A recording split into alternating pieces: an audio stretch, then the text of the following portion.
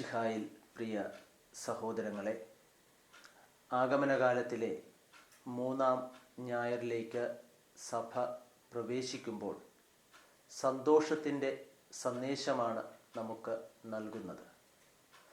നമ്മുടെ ദേവാലയങ്ങളിലൊക്കെ അഡ്വൻ്റ് റീത്തുകൾ ഇപ്പോൾ പരിചിതമായിട്ടുണ്ട്. ഈ ആഴ്ച 3-ാമത്തെ തിരി നമ്മൾ കൊളുത്തുന്നതിൽ നിറ വ്യത്യാസം വരികയാണ്. കഴിഞ്ഞ 2 ആഴ്ചകളിലും ധൂമ്ര നിറത്തിലുള്ള തിരികൾ കൊളുത്തപ്പെട്ടപ്പോൾ ഇന്ന് അത് റോസ് നിറത്തിലേക്ക് മാറുന്നു. സഭ അതിയായ സന്തോഷത്തിലേക്ക് രക്ഷകൻ്റെ പിറവി തിരുനാളിന് അടുത്തു കഴിഞ്ഞു എന്ന് ഓർമ്മിപ്പിക്കുകയാണ്. ഇന്നത്തെ വായനകളിൽ 3 വായനയും നൽകുന്നത് ഇപ്രകാരമുള്ള ഒരു സന്തോഷത്തെക്കുറിച്ച് ഏറ്റുപറച്ചിലാണ്.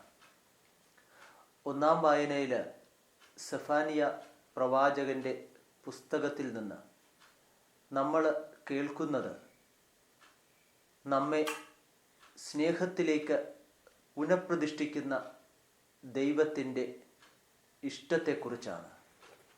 വചനം നമ്മളോട് പറയുന്നു, നിന്നെക്കുറിച്ച് അവിടുന്ന് അതിയായി ആഹ്ലാദിക്കും, തൻ്റെ സ്നേഹത്തിൽ അവിടുന്ന് നിന്നെ പുനഃപ്രതിഷ്ഠിക്കും. തൻ്റെ സ്നേഹത്തിലേക്ക് നമ്മെ തിരികെ വിളിക്കുന്ന ഒരു ദൈവത്തിൻ്റെ ചിത്രം ഈ വായനയിൽ നിന്ന് വെളിപ്പെട്ട് കിട്ടുകയാണ്.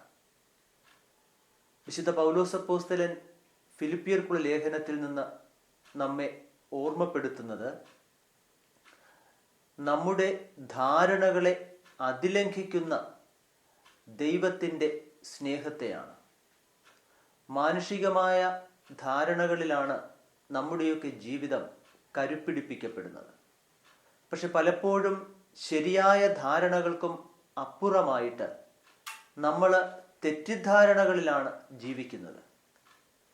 കുടുംബത്തിലും പൊതുസമൂഹത്തിലും സഭയിലുമൊക്കെ നമ്മുടെ ധാരണകളുടെ പുറത്ത് നമ്മൾ മറ്റുള്ളവരെ വിലയിരുത്തുകയാണ്.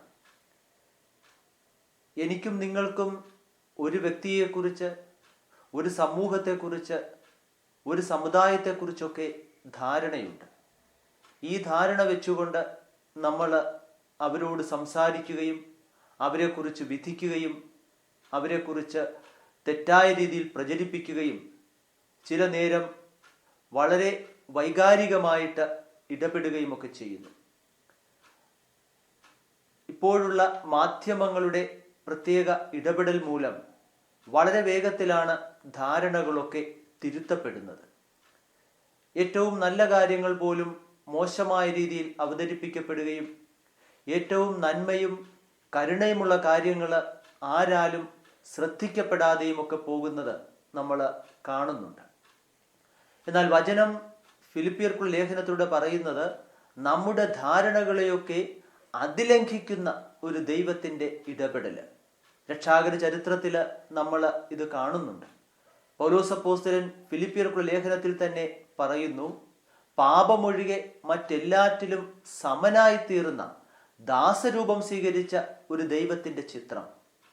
പ്രിയ സഹോദരങ്ങളെ, നമുക്ക് ഈയൊരു ദൈവസ്നേഹത്തിലേക്കുള്ള സന്തോഷത്തിൻ്റെ വിളിയും ഉൾക്കാഴ്ചയുമാണ് 3-ാം ഞായറിൽ സഭ സമ്മാനിക്കുന്നത്. ഈ 3-ാം ഞായറിലേക്ക് നമ്മൾ പ്രവേശിക്കുമ്പോൾ സഭ കാരുണ്യവർഷത്തിലേക്ക് പ്രവേശിച്ചു കഴിഞ്ഞു.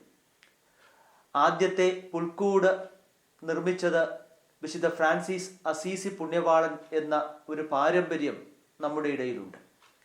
എന്നാൽ ഇന്ന് അതേ അസീസി പുണ്യവാളൻ്റെ പേര് സ്വീകരിച്ചുകൊണ്ട് ഫ്രാൻസിസ് മാർപ്പാപ്പ ലോകത്തെ മുഴുവനും ഈ ഒരു കാരുണ്യത്തിൻ്റെ വാതിൽ തുറന്ന് തൻ്റെ കരുണയുടെ പിതാവായ ദൈവത്തിൻ്റെ കരുണയുടെ മുഖം നമ്മൾ കാണുകയും ആ പിതാവിൻ്റെ കരുണയുടെ മുഖത്തിലൂടെ മറ്റുള്ളവരെ കാണുവാനായിട്ട് ക്ഷണിക്കുകയും ചെയ്യുന്ന ഒരു സന്തോഷത്തിൻ്റെ ദിനങ്ങളിലേക്ക് സഭ പ്രവേശിച്ചു കഴിഞ്ഞു.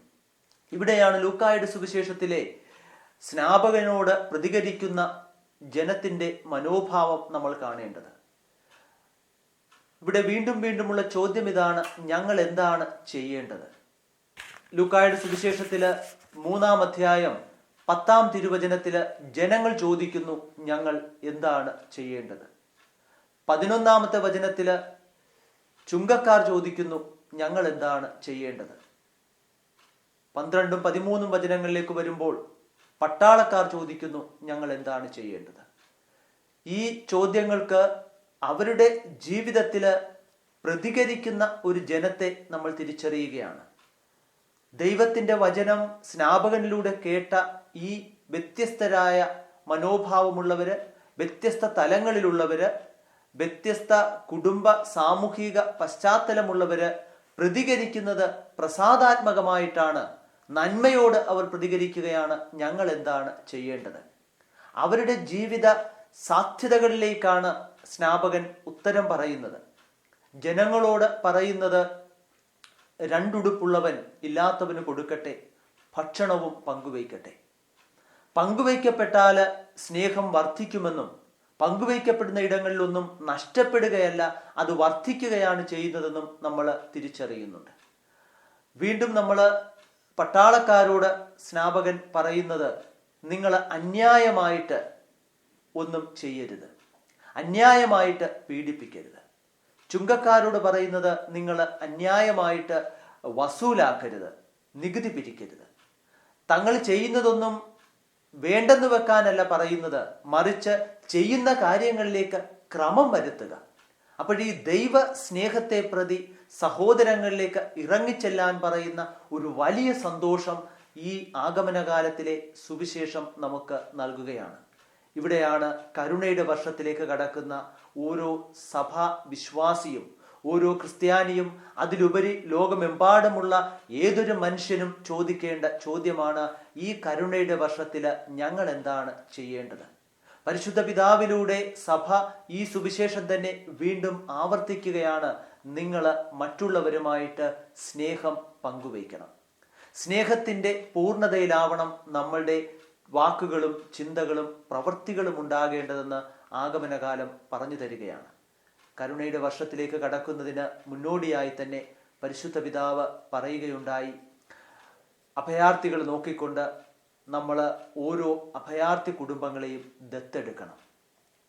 പിതാവ് തനിക്ക് ലഭിച്ച ഏതൊരു സാധ്യതകളും ഒരു സിംഹാസനത്തിന് മുകളിലിരുന്ന് സഭയെ ഭരിക്കുന്ന ഒരു പിതാവിൻ്റെ മുഖമൊന്നുമല്ല ലോകത്തിന് കാണിച്ചു കൊടുക്കുന്നത്. മറിച്ച് ഏറ്റവും സാധാരണക്കാരുടെ ഇടയിലേക്ക് ഇറങ്ങിച്ചെന്നുകൊണ്ട് അവരുടെ ജീവിതങ്ങളോട് അതേ രീതിയിൽ ശരീരഭാഷ കൊണ്ടും സംസാര ഭാഷ കൊണ്ടും സംസാരിക്കുന്ന ഒരു പിതാവിൻ്റെ മുഖത്തിൽ ഈ സ്നേഹത്തിൻ്റെ ഉത്സവം നമ്മൾ വായിച്ചെടുക്കുകയാണ്. ഇവിടെ പ്രിയമുള്ളവരെ, നമ്മുടെയൊക്കെ ജീവിതത്തിലും ഈ കരുണയുടെ വർഷത്തിൽ ഞങ്ങൾ എന്താണ് ചെയ്യേണ്ടത് എന്ന ചോദ്യം ഉള്ളിൽ നിന്ന് പുറത്തു വരികയും അതനുസരിച്ച് പ്രവർത്തിച്ച് മനോഭാവങ്ങളിൽ മാറ്റമുണ്ടാകുന്ന ഒരു ക്രിസ്മസിലേക്കാണ് നമ്മൾ പ്രവേശിക്കേണ്ടത്. നമുക്ക് പലപ്പോഴും ഇതിന് സാധ്യമാകാതെ വരുന്നുണ്ട്. എല്ലാ ക്രിസ്മസും നമ്മളിങ്ങനെ ആഘോഷിച്ചു മാറുകയാണ്. ക്രിസ്മസും ആഘോഷങ്ങളുമൊക്കെ ഇപ്പോൾ വിപണിക്കാണ് ഉത്സവം. ഏതെല്ലാം തരത്തിൽ, ഏതെല്ലാം രീതിയിൽ കച്ചവടം നിർമ്മിച്ചെടുക്കാം എന്നതിനെക്കുറിച്ച് പുതിയ പുതിയ കണ്ടുപിടുത്തങ്ങൾ നടക്കുകയാണ്.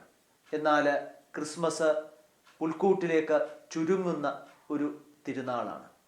അവിടെ മനുഷ്യന്റെ ജീവിതത്തിലേക്ക് ഇറങ്ങി വന്ന ഒരു ദൈവത്തിൻ്റെ ചിത്രം നമ്മൾ വായിച്ചെടുക്കണം. പ്രിയ സഹോദരങ്ങളെ, ഈ ഒരു ദിനത്തിലേക്ക്, ക്രിസ്മസിൻ്റെ അടുത്ത ദിനങ്ങളിലേക്ക് പ്രവേശിക്കുമ്പോൾ നമുക്ക് സന്തോഷം നമ്മുടെ മനസ്സിലും നമ്മുടെ വാക്കുകളിലും ചിന്തയിലും നിറയേണ്ടതുണ്ട്. പങ്കുവയ്ക്കപ്പെടുമ്പോൾ മാത്രമാണ് ഇത് നൽകുന്നതെന്ന് പുൽക്കൂട്ടിൽ നിന്നും കുരിശിൽ നിന്നും നമ്മൾ പഠിച്ചെടുക്കുകയാണ്. ദൈവം നമ്മോടുകൂടെ എന്നർത്ഥമുള്ള ഇമ്മാനുവേൽ എന്നവൻ വിളിക്കപ്പെടുമ്പോൾ ഒരു ഗോതമ്പപ്പത്തോളം ചുരുങ്ങുന്ന ഒരു ശൂന്യവൽക്കരണത്തിൻ്റെ തിരുനാളായിട്ടുകൂടി ക്രിസ്മസിനെ നമ്മൾ കാണണം. ഇപ്പോൾ നവമാധ്യമങ്ങളിലൂടെ വീഡിയോ ക്ലിപ്പിങ്ങുകൾ 1-2 മിനിറ്റുകളിൽ വളരെ കാര്യമായിട്ട് സന്ദേശങ്ങൾ കൈമാറുന്നുണ്ട്. അപ്രകാരമുള്ള ഒരു സന്ദേശത്തിൽ ഒരു ബാലൻ ഒരു ഭക്ഷണ സാധനങ്ങൾക്ക് വിൽക്കുന്ന കടയുടെ മുമ്പിൽ അവിടെ ഒത്തിരി മനുഷ്യർ വന്ന് ഭക്ഷണം ബേക്കറിയിൽ നിന്ന് വാങ്ങുമ്പോൾ അവരുടെയൊക്കെ കയ്യിൽ വാങ്ങിക്കൊണ്ടു പോകുന്നത് താല്പര്യപൂർവ്വം നോക്കി നിൽക്കുകയാണ്. ഇവന് കയ്യിൽ പണമൊന്നുമില്ല. സാധാരണ യാചകനായ ഒരു ബാലനെ പോലെ അവൻ നോക്കി നടക്കുന്നു. അപ്പോഴേക്കും ആരോ വാങ്ങിയ ആ ഭക്ഷണ പൊതിയിൽ നിന്ന് ഒരു ജിലേബി താഴത്തേക്ക് ഊർന്നു വീഴുകയാണ്. ഈ കുഞ്ഞ് പെട്ടെന്ന് ആ മനുഷ്യന്റെ കാലിന്റെ ചവിട്ടേൽക്കാതെ ഈ ജിലേബി പൊതിഞ്ഞെടുത്തിട്ട് വേഗത്തിൽ ഓടി വന്ന് പുറത്തിറങ്ങി അവിടെ ഭിത്തിയിൽ പതിച്ചിരുന്ന ഒരു വാൾ പോസ്റ്റർ വലിച്ചു കീറി എടുത്തിട്ട് അതില് ഈ ഭക്ഷണം ജിലേബി പൊതിഞ്ഞെടുത്തുകൊണ്ട് ഓടുകയാണ്. അവൻ ഓടി ഒരു ഇടുങ്ങിയ വഴിയിലൂടെ, ഒരു ചേരി പ്രദേശം പോലെയൊക്കെ തോന്നുന്നു, ഇടുങ്ങിയ വഴിയിലൂടെ ഒരു ചെറിയ കൂരയിലേക്ക് കടക്കുന്നു. അവിടെ അവൻ്റെ ഇളയ അനുജൻ ഇരിപ്പുണ്ട്, ഒരു കൊച്ചു കുഞ്ഞ്. ഇവൻ ഈ പൊതിഞ്ഞ പേപ്പർ വിടർത്തിയെടുത്തിട്ട് ഈ ജിലേബി മുറിച്ച് ഈ കുഞ്ഞിൻ്റെ വായിലേക്ക് വെച്ചു കൊടുക്കുകയാണ്. ഓരോ കഷ്ണം വെച്ചു കൊടുക്കുമ്പോഴും ആർത്തിയോടുകൂടി ഈ കുഞ്ഞ് ഭക്ഷിക്കുന്നുണ്ട്. അങ്ങനെ ഏറ്റവും അവസാനം വരുമ്പോൾ ഒരു തുണ്ട് പോലെ ഈ പേപ്പറിൽ അവശേഷിക്കുമ്പോൾ ഇത് ഈ കുഞ്ഞ് എടുത്ത് ചേട്ടൻ്റെ വായിലേക്ക് വെച്ചു കൊടുക്കുവാൻ ശ്രമിക്കുന്നുണ്ട്. അപ്പോഴേക്കും ഈ ചേട്ടൻ്റെ കണ്ണിൽ നിന്ന് 2 തുള്ളി കണ്ണുനീര് ഈ ഇളയ അനുജൻ്റെ മുഖത്തേക്ക് വീഴുന്നുണ്ട്. പ്രിയ സഹോദരങ്ങളെ, സന്തോഷങ്ങൾ പങ്കുവയ്ക്കപ്പെടണം. നമുക്ക് ഈ നാളുകളിൽ മാധ്യമങ്ങളിലൂടെ പങ്കുവെച്ച് കിട്ടിയ ചിത്രങ്ങളുണ്ട്. തൻ്റെ മകൻ മരണപ്പെട്ടത് തൻ്റെ മകനാണെന്നറിയാതെ അവനെയും എടുത്തുകൊണ്ട് ആശുപത്രിയിലേക്ക് പോയ ആകാശിൻ്റെ പിതാവ്. എന്നിട്ടും ആശുപത്രിയിൽ ആ മകൻ്റെ കണ്ണ് ദാനം ചെയ്യുവാനായിട്ട് ആ പിതാവ് തീരുമാനമെടുക്കുന്നുണ്ട്. അന്യനാട്ടുകാരായ 2 വ്യക്തികൾ മുങ്ങിത്താഴുന്നത് കാണുമ്പോൾ അവരുടെ ജാതിയും മതവും ഒന്നും നോക്കാതെ രക്ഷിക്കുവാൻ വേണ്ടി ആ കുഴിയിലേക്ക് ചാടിയിറങ്ങിയ നൗഷാദ് എന്ന ചെറുപ്പക്കാരൻ. ഇവിടെയൊക്കെ നമ്മുടെ ജീവിതത്തിലേക്ക് ഒരു തിരിഞ്ഞുനോട്ടം ആവശ്യമാണ്. നമ്മൾ എല്ലാം ഇങ്ങനെ ചേർത്ത് പിടിച്ചുകൊണ്ട് നടക്കുകയാണ്. എൻ്റെ കുടുംബം, എൻ്റെ ജോലി, എൻ്റെ സ്ഥാനമാനങ്ങൾ, അങ്ങനെ എല്ലാം എനിക്ക് സ്വന്തം. മറ്റുള്ളവരുമായി പങ്കുവയ്ക്കപ്പെടുമ്പോൾ ലഭിക്കുന്ന സന്തോഷം, ആ സന്തോഷത്തിലേക്കാണ് സ്നാപകൻ ഇന്ന് പറയുന്നത്. നിങ്ങൾ എല്ലാം മറ്റുള്ളവരുമായിട്ട് പങ്കുവയ്ക്കുക. വാക്കുകൊണ്ടോ നോക്കുകൊണ്ടോ പ്രവൃത്തി കൊണ്ടോ മറ്റുള്ളവരെ വേദനിപ്പിക്കാതിരിക്കുക. മറ്റുള്ളവരുടെ ജീവിതങ്ങളോട് ചേർന്ന് നിൽക്കുക. കരുണയുടെ വർഷത്തിലേക്ക് സഭയും നമ്മളെ ക്ഷണിക്കുന്നത് ആർദ്രമായ മനസ്സോടുകൂടി, ക്രിസ്തുവിൻ്റെ മനോഭാവത്തോടുകൂടി അവരനിലേക്ക് നോക്കുക. അപ്പോൾ നമ്മൾ അനുഭവിക്കുന്ന മനസ്സിൻ്റെ സന്തോഷം, സന്തോഷിക്കുന്നവരോടൊപ്പം സന്തോഷിക്കുവാൻ പറയുന്ന വചനമെടുത്തുകൊണ്ട് നമുക്ക് ആഗമനകാലത്തിലെ 3-ാം ഞായറിലേക്ക് പ്രവേശിക്കാം. അവരൻ്റെ ജീവിതം എൻ്റേതും കൂടി എന്ന് ചേർത്ത് നിർത്തുന്ന മനോഭാവങ്ങൾ വളരട്ടെ. അതുവഴി ക്രിസ്മസിൻ്റെ സന്ദേശം ലോകത്തിന് മുഴുവൻ നമുക്ക് പകർന്നു കൊടുക്കുവാൻ സാധിക്കട്ടെ.